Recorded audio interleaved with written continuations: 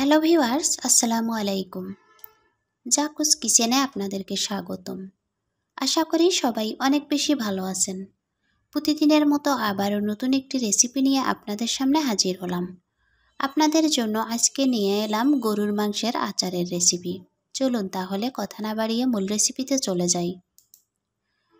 সবার প্রথমে কিছুটা মাংস এভাবে ছোট ছোট পিস করে কেটে নিয়েছি এবং মাংসগুলোকে হাড় চর্বি ছাড়া শুধু সলিড মাংস নিয়েছি, কারণ মাংসের মধ্যে যদি চর্বি থাকে তাহলে আচারগুলো বেশি দিন সংরক্ষণ করা যাবে না। অল্প কিছুদিনের মধ্যেই আচারগুলো নষ্ট হয়ে যাবে। এখন এখানে অ্যাড করব 1 চামচ আদা এবং রসুন বাটা, 1 চামচ লবণ, 1 চামচ মরিচের গুঁড়া, 1 চামচ হলুদের গুঁড়া এবং দিয়ে দিব কিছুটা সরিষার তেল। আপনারাও চেষ্টা করবেন আচারটা সরিষার তেল দিয়েই করার জন্য। এখন সবগুলো উপকরণ খুব ভালো করে মিশিয়ে নিব।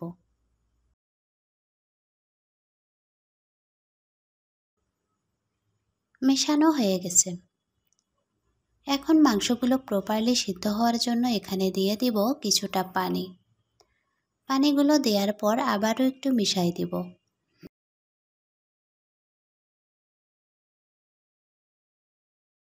মেশানো হয়ে গেছে। এখন চুলার হিটটাকে মিডিয়ামে রেখে ঢাকনা দিয়ে ঢেকে দিব মাংসগুলো সিদ্ধ না হওয়া পর্যন্ত। ফিরে এলাম প্রায় 20 মিনিট পর। মাংসের পানিগুলো শুকিয়ে গেছে। মাঝেই আমি ঢাকনা খুলে একবার মাংসগুলোকে নেড়ে দিয়েছিলাম, যাতে করে মাংসগুলো তলায় লেগে পুড়ে না যায়। এখন মাংসগুলোকে আবারও বেশ কিছুক্ষণ নাড়াচাড়া করব, যতক্ষণ না মাংসের পানিগুলো প্রপারলি শুকিয়ে যাচ্ছে। মাংসগুলো হয়ে গেছে। এখন অপর একটি কড়াইয়ে দিয়ে দিব আরও কিছুটা সরিষার তেল।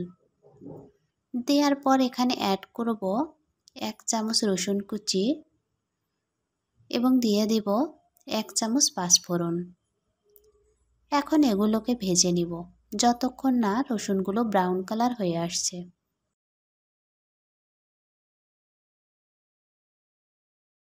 রসুনগুলো ভাজা হয়ে গেছে। এখন এখানে মাংসগুলোকে দিয়ে দিব। মাংসগুলো দেওয়ার পর এভাবে একটু নেড়ে দিব এবং এখানে দিয়ে দিব কিছুটা রসুনের কোয়া। দেওয়ার পর আবারও বেশ কিছুক্ষণ নাড়াচাড়া করব।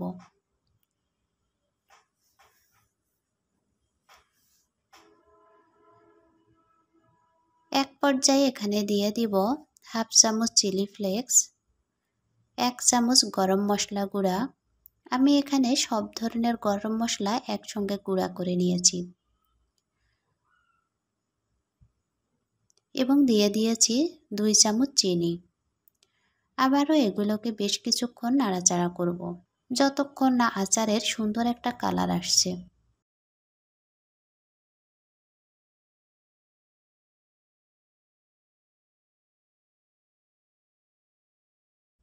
নামানোর আগে এখানে দিয়ে দিব 1 ফালি লেবুর রস।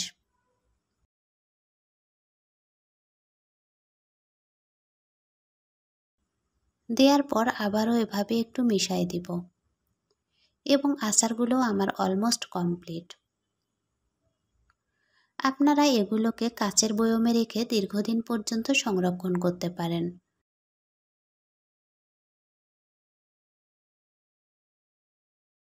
আজকের এই সহজ রেসিপিটি যদি আপনাদেরকে ভালো লাগে তাহলে লাইক, কমেন্ট অ্যান্ড শেয়ার করে দিবেন।